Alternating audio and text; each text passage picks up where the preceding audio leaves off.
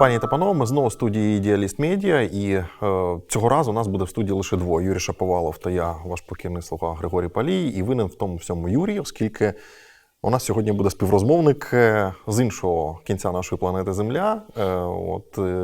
З ним буде дуже цікаво поспілкуватися про спортивний маркетинг, адже про нього він знає дуже багато. А Юрій вам, я думаю, охоче представить ту людину, яка сьогодні долучиться до нашої розмови засобами трансконтинентального зв'язку. Действительно, у нас в гостях сегодня будет очень интересный человек, специалист спортивного маркетинга с 30-летним стажем, профессор Джорджтаунского университета, а с недавнего прошлого еще и консультант правительства Катар в подготовке чемпионата мира по футболу, который пройдет в Катаре в 2022 году. Возможно, пройдет. Надеемся. Об этом мы тоже сегодня поговорим.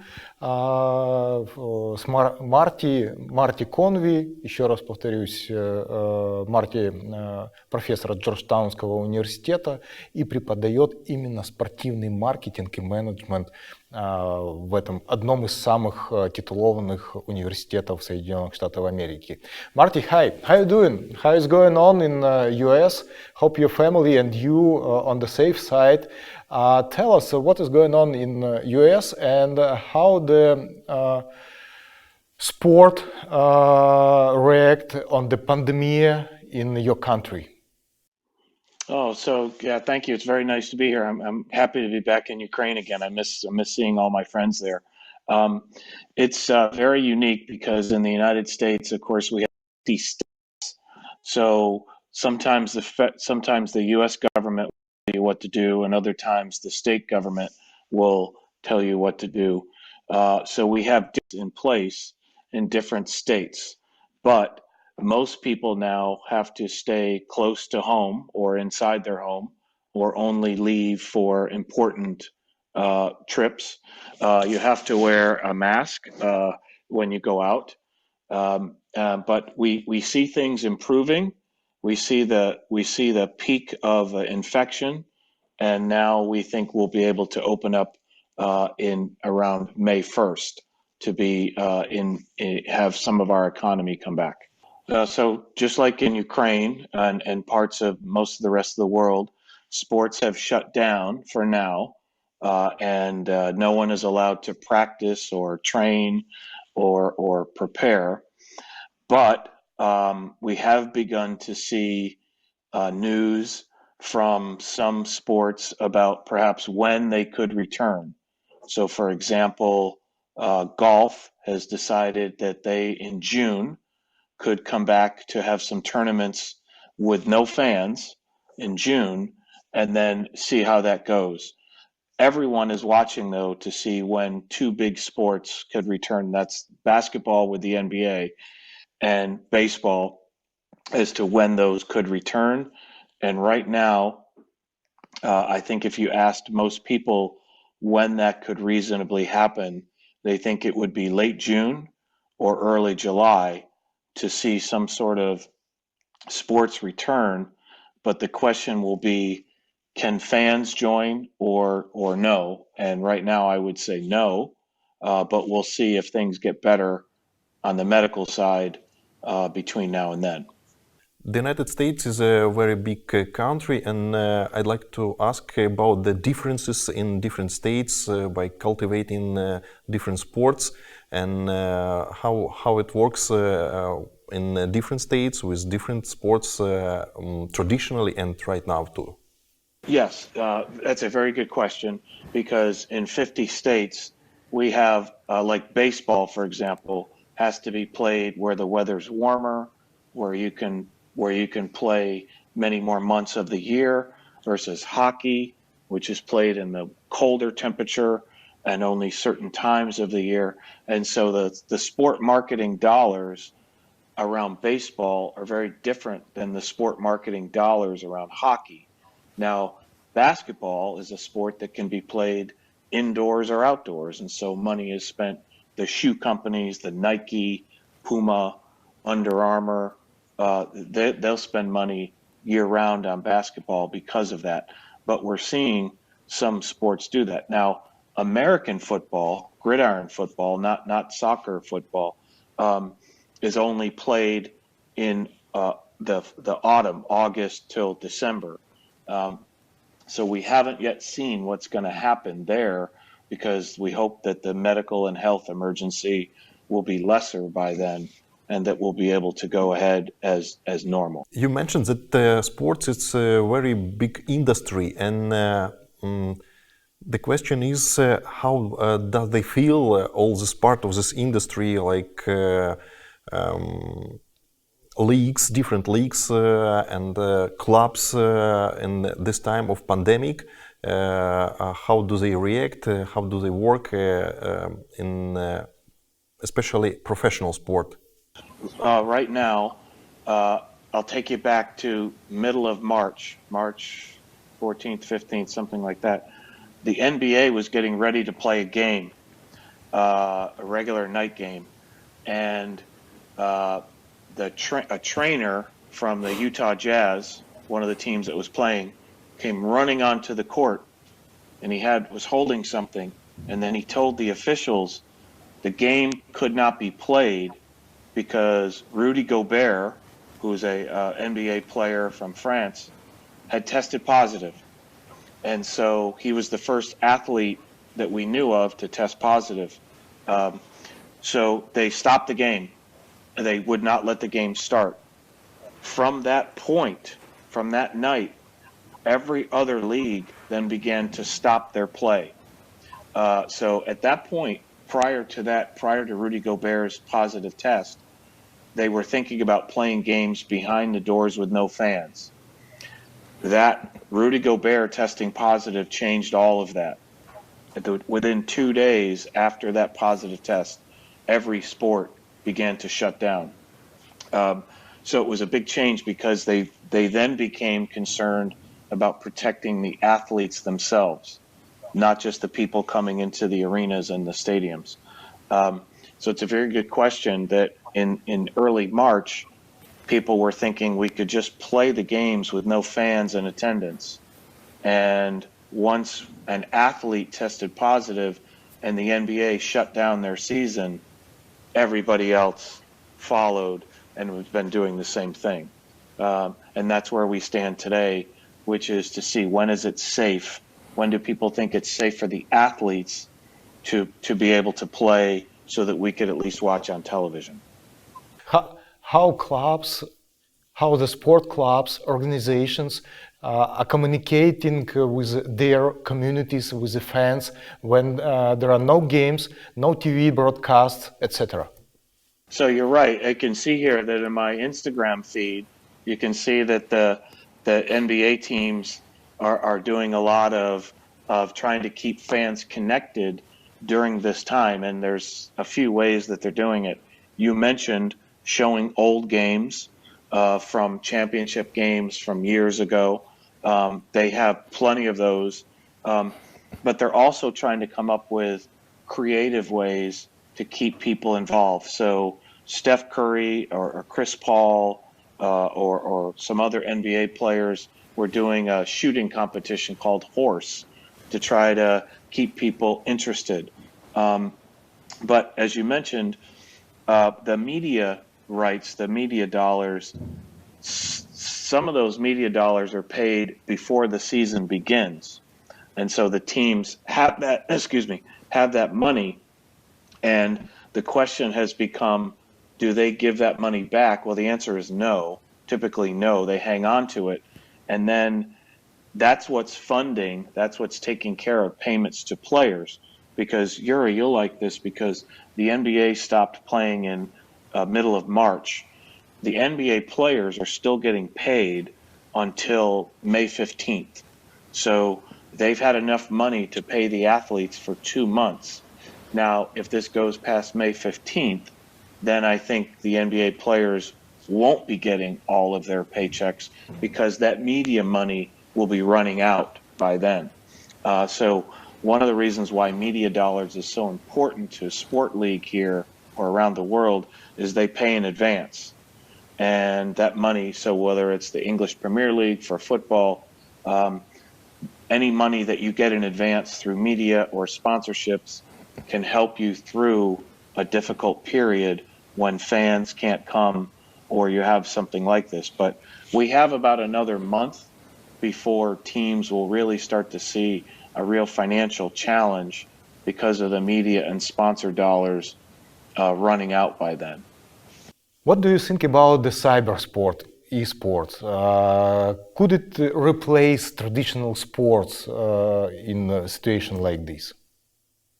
Esports have now replaced on the media when we can't watch a live game and we don't want to see an old game. Esports has replaced the games on some of our sport networks.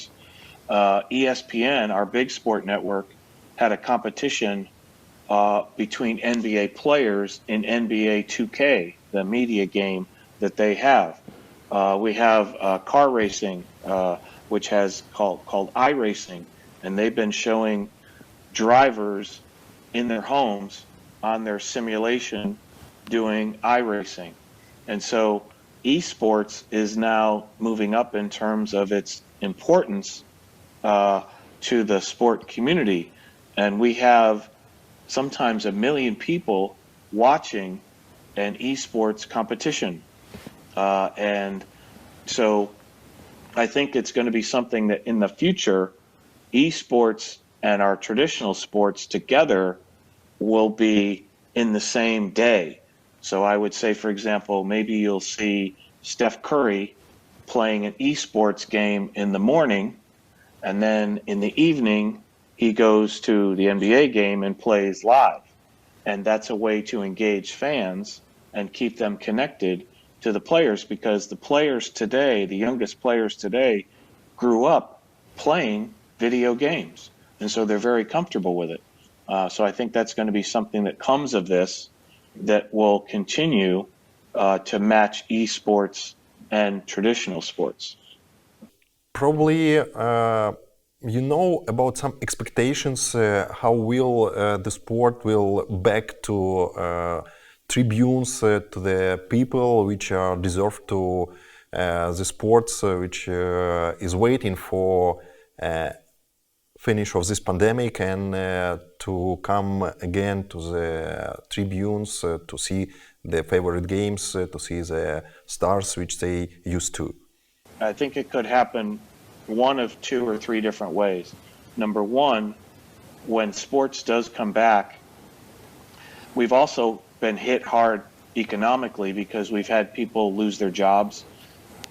And we have something like 25 million people in the United States unemployed right now, which is a very high number for the US.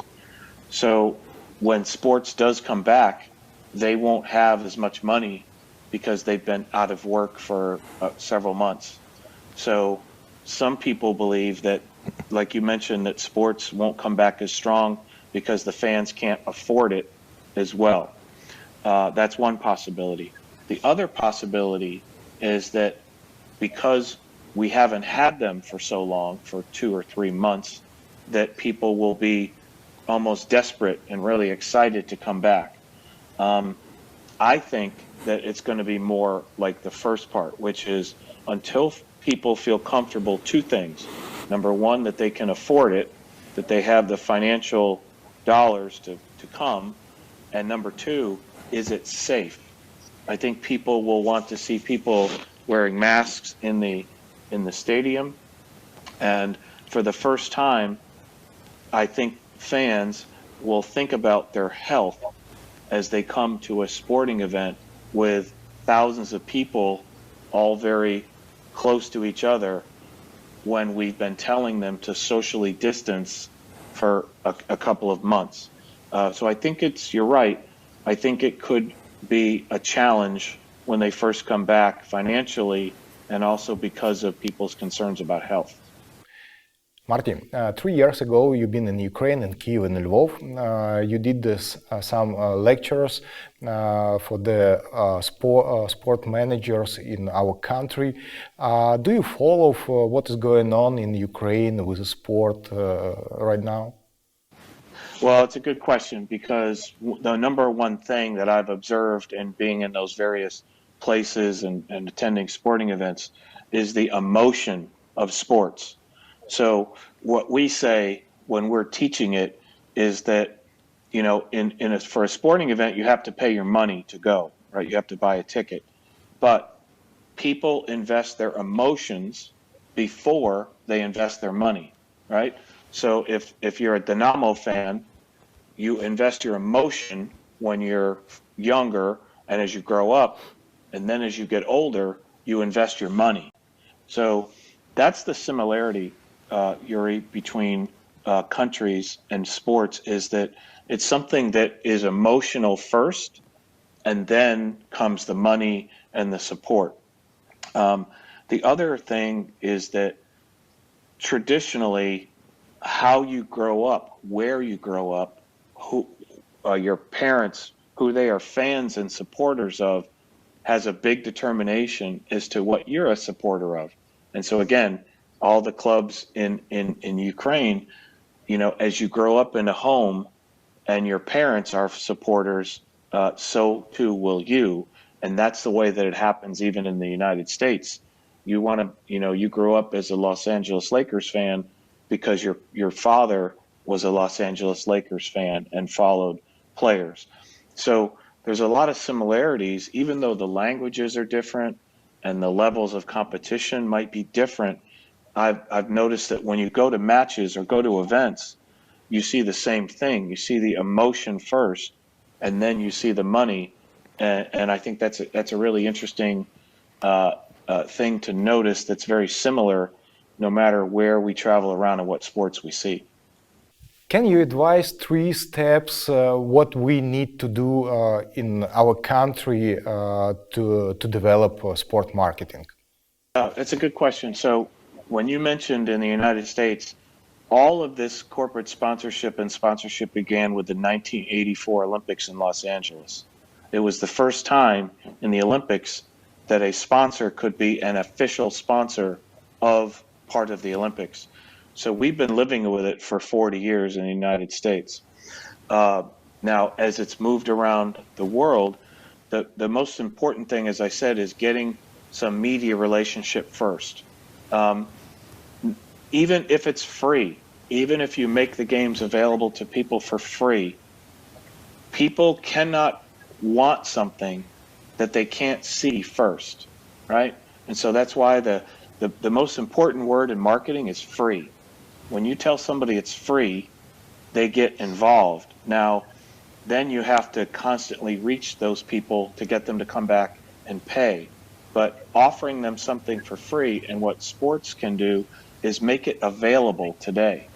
Make it available on streaming, YouTube, digital, social, so that people can see it. Yuri, this is what the NBA does so well. They post so much on social media that people want the athletes. They want that. So that would be the first thing. The second thing is to develop the sponsor in a way that they can sell their product connected to the club and the sponsorship. Because one of the things that you have to understand is that there has to be some way for that to pay off for those sponsors along the way. So whether it's putting bottles on the press conferences, having the players drink those things, as you know, that's an important part of it.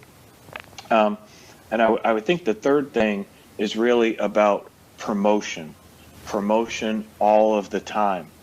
Keeping in mind that when we see something, when you and I talk about something, we've done research that shows that it takes at least 6 times for an individual to hear something or see something before they remember it.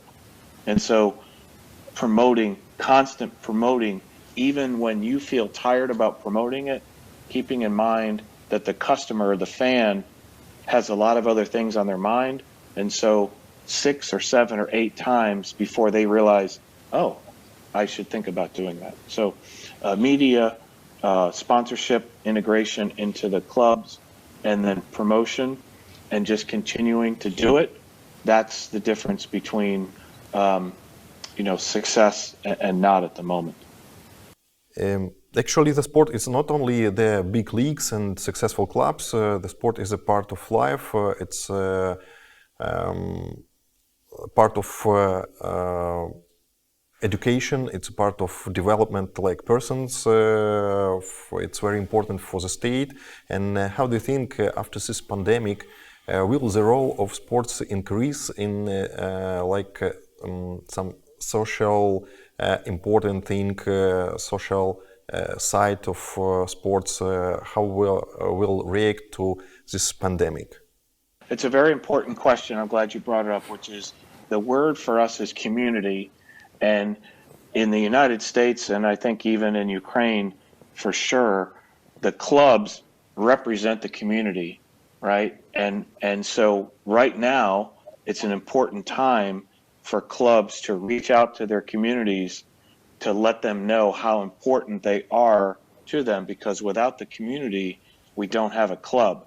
So we have community relations. We have a lot of programs and people devoted to just focused on the community, getting players to go out and do appearances in schools and with young people doing that. But also, as I mentioned when I was there a couple of years ago and talking to federations, which is sponsorship of community events. It's very important for the businesses and the sponsors who want access to that community, because that's who they buy from every day, is to have those events sponsored by organizations who want access to that community, to those young people, younger players, etc. One thing that we've done research here and found that if you bring a young person under the age of 8 to a sporting event prior to their 8th birthday, they have a 50% higher chance of being a fan for 20 or more years. And so we've really identified getting somebody under the age of 8 involved in your club or your organization in a way, because that builds long-term loyalty for that.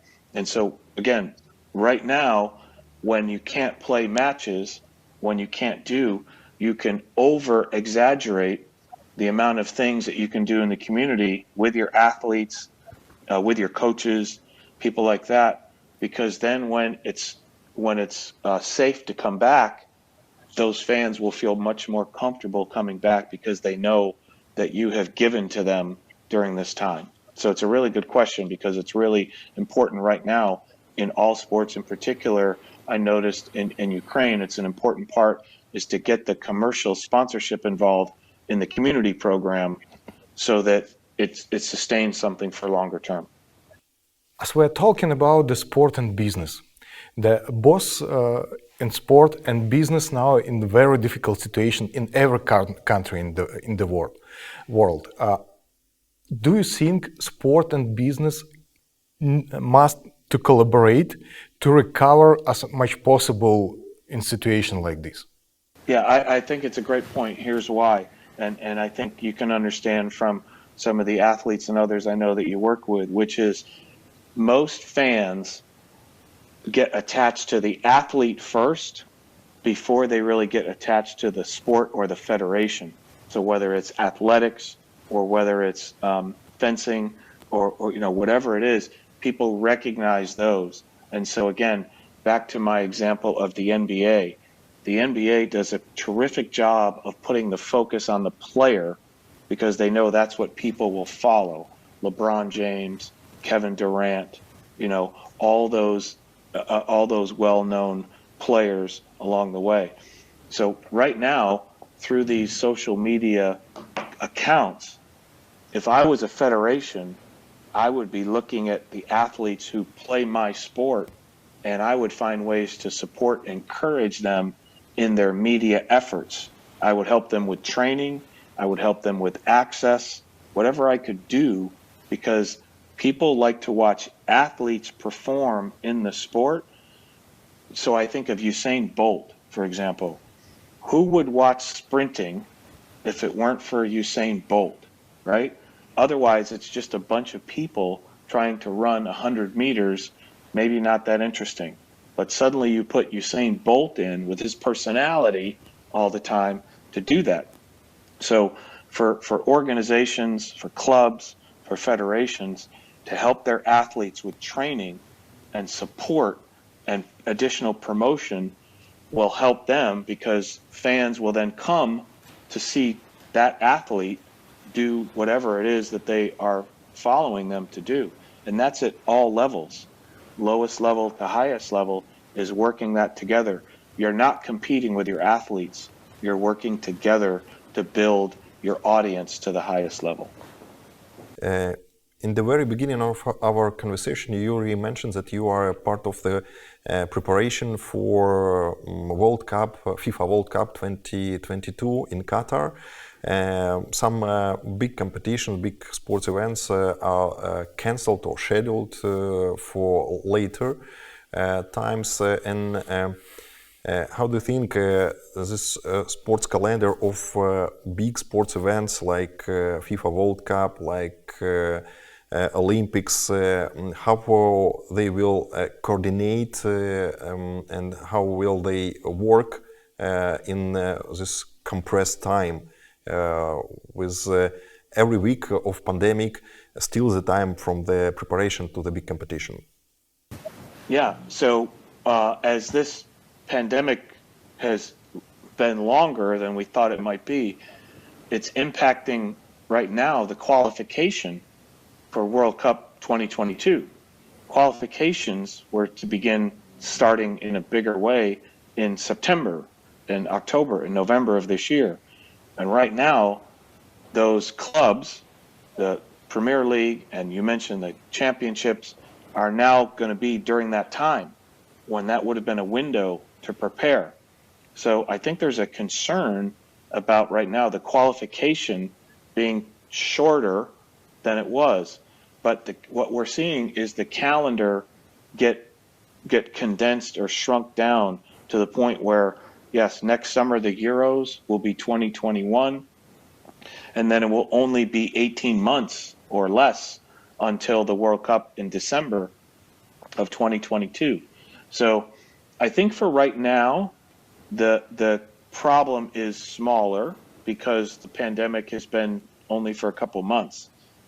Again, should it linger, or should it rise up again in the fall with more infections in another round, then I think we really start to see bigger challenges to next year's Olympics and to World Cup in 2022, because we need qualifications. The biggest problem for the Olympics this summer wasn't necessarily holding them in July and August. It was all of the qualifications around the world that weren't going to happen. And what were those? Those athletes couldn't train properly, and they couldn't prepare in competition. So if it continues longer, it will be more of a problem. But right now we're going to have a very condensed calendar of athletics events between this fall and even through next summer with the Euros. So it's going to be very crowded for fans and for media to figure that out. Martin, it was very cool to talk again with you, to hear your thoughts, to share. Thank you for sharing your experience. It's very useful for us, for Ukraine, for Ukrainian sport marketing community. I hope we will meet again in the short future, maybe online, maybe you will come to Kyiv again and we'll share your experience with sport managers here in our country. Thank you. Bye. Yeah, thank you, Marty. It's great to be with you, and hello to everybody there in Ukraine and Kyiv and all the great places. Thank you.